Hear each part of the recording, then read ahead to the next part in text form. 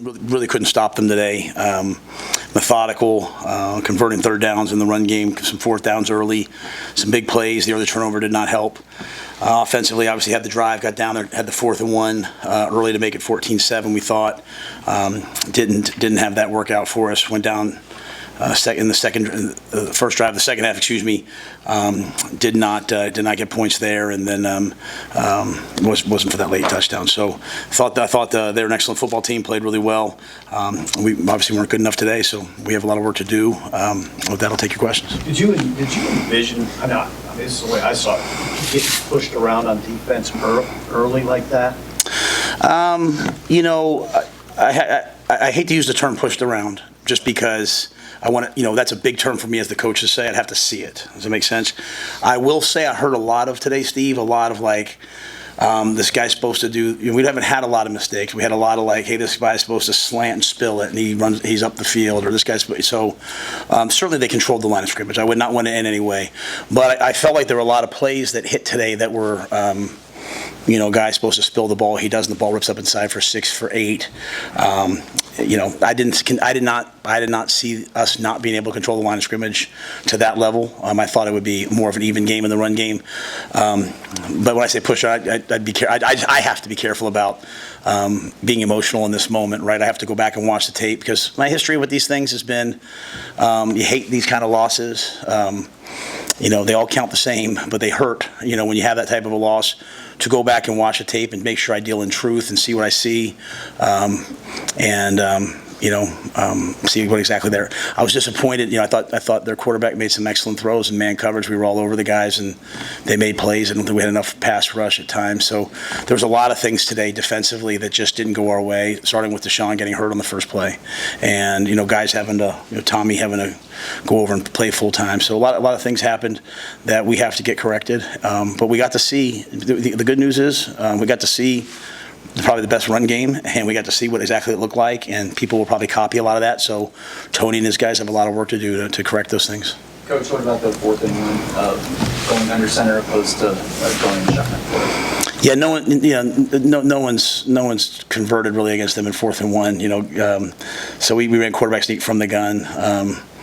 I think Heinrich just maybe panicked. I thought we knocked him off the ball. If he just ran his feet, I think he was going to get it. I think he tried to jump a little bit, and that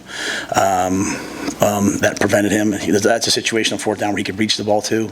So they're excellent. They stopped Rutgers last week, 4th and 1, 4th and 2. They're excellent short yardage defense. I mean, there's a reason why they're put together the way they are. Thought we had a good play. Thought we knocked it back. I thought this was a real growing day for Heinrich.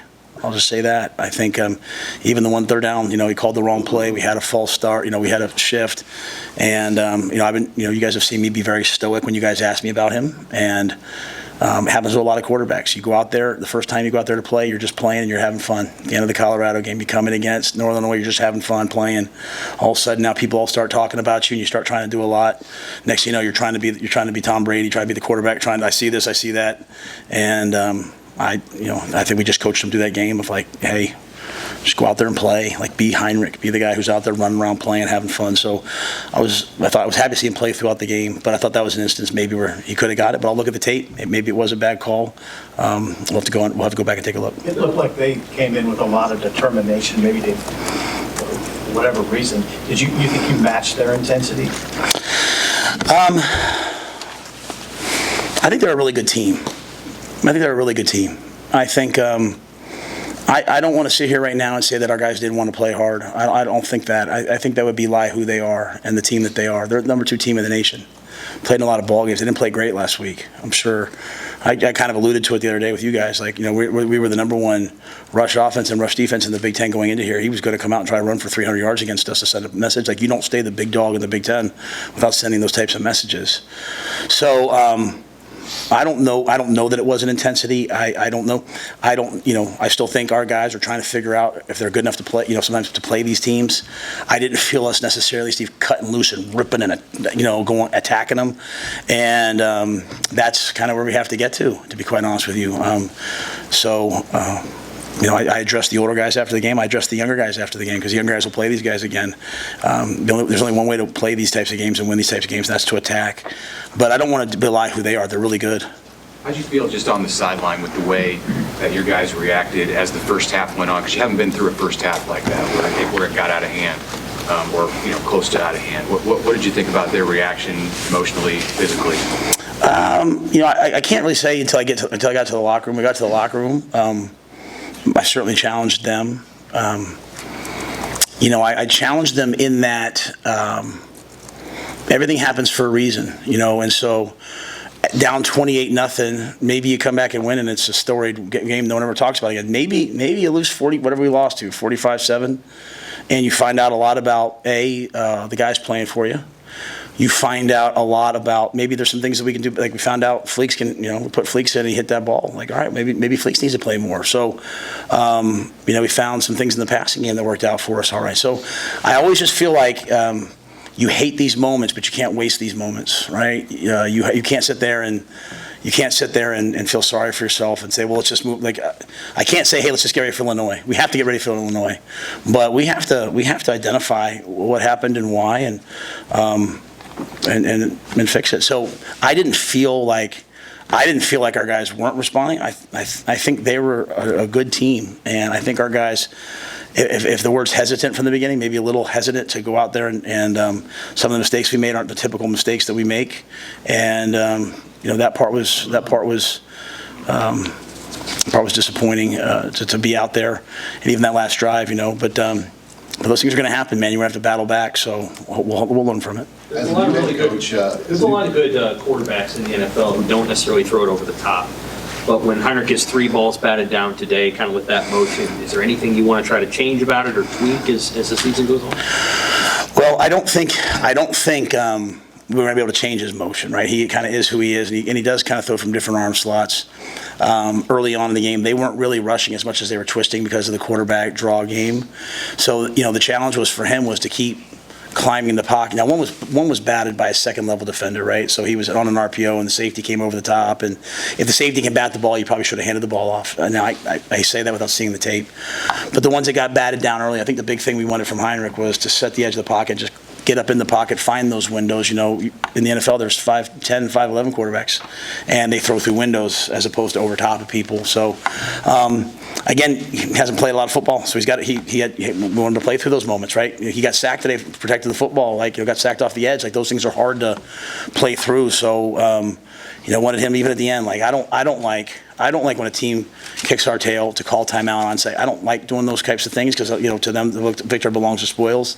That being said, I also owed it to our quarterback. Like for Jalen Lloyd as a freshman to catch that in cut at the end of the game, that'll pay dividends down the line. So I think for Heinrich, we just want him to climb the pocket, find windows. We haven't been throwing the ball a ton with him, so now all of a sudden you pick it up and you throw it a bunch of times. There's going to be some things for us to work through. But I think the biggest thing with Heinrich is I want him to not try to be something he's not. I want him to be himself. I don't want him to start trying to be perfect. I want him to play the game. What's the biggest improvement your program needs to make to close the gap on teams like Michigan? I don't know. I can't answer that right now. I mean, they're the number 2 team in the country. They've been. We're not in that conversation right now. So to me, it's just holistic, right? Like I stood on the field at Baylor in 20. I stood on the field, and forgive me for talking about another school, but I stood on the field at Baylor in 2017 as they were beating us 59-16 or something. They're throwing balls in the end zone and laughing at us. And I told Charlie Brewer and all his guys, I said, we'll come back here, we'll beat them. And 2 years later, we beat them the next year. Then 2 years later, we beat them 45, whatever. So we're going to recruit. There are recruits there today. Right? Hopefully they say, wow, I can really come make a difference. We're going to develop. We're going to keep coaching these guys. We're going to coach these guys this week. They were in the same spot last year. They were 2-3 last year, right? And they battled. They won some games. We're going to have a chance to win games. So the biggest difference is I'm not going to get up here and make excuses. I'm not going to get up here and blame the players. We're going to recruit, coach, develop. We're going to learn from this game. This game sucked. Pardon my language. This game stunk. But at the same time,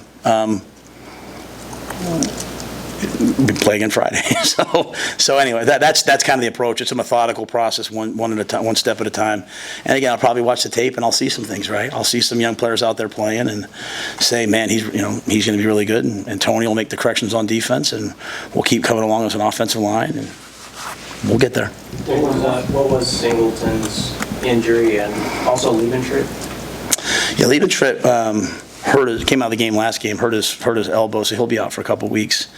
And then I don't know what Deshaun's is. It was his knee.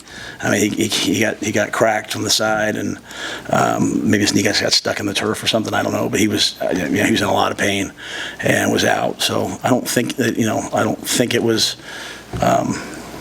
I don't know that it's anything beyond. I don't think it's an ACL as of yet, but we'll see. But they're going to obviously do all the tests and all those things. And then obviously Luke was not available for us today. So Luke's our thoughts and prayers are with Luke. He was unfortunately taken to the hospital this morning from the hotel. So we're hoping that he'll be okay. We're expecting him to be okay. But we just erred with an abundance of caution for him. So he was he was with the team during the game and everything, though. He was here. He might have been. I didn't see Luke. No, I was told he was at the hospital. Yeah, so obviously Luke was injured this week, and just so you guys know, I never lied to you. You guys asked me, was he going to be fine? I said, yeah, he's going to be fine. Then he just started to have some pain yesterday, and they said it was nothing, antibiotic, and the antibiotic didn't heal it. So they just wanted to rule out infections and MRSAs and all those things. So I don't have a knowledge now, but that was a complete and total surprise to me this morning. He was actually at breakfast, and then the doctors came to me, and I said, well, let's get him to the hospital. Last thing I would want was be for something worse to happen to him. Anybody else?